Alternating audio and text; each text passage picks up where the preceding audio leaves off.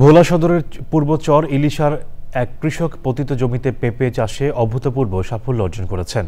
তার বাগান স্থানীয়ভাবে মডেল খামার হিসেবে পরিচিতি পেয়েছে। ভোলা থেকে হারুন রশিদের তথ্য ভিডিও চিত্রে আল মুকসিদের রিপোর্ট।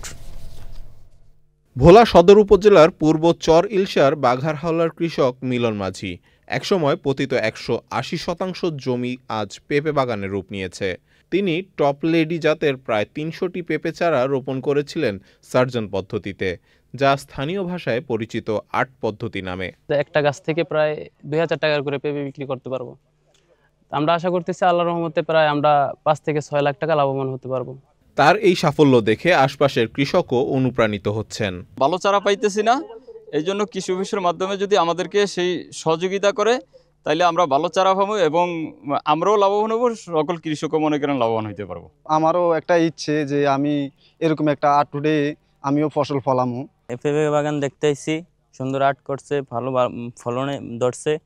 তা আমাদের জমিন আছে, আমরাও আর্ট করে এই পেঁপে গাছ লাগাবো।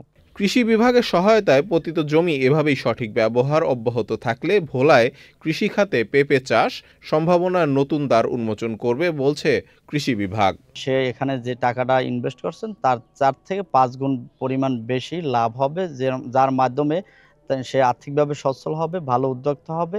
অর্থনৈতিক উন্নয়নের পাশাপাশি এ ধরনের উদ্যোগ গ্রামীণ জীবনে এনে দিচ্ছে নতুন উদ্যম ও আশার আলো। আল মুকসিদ, চ্যানেল আই।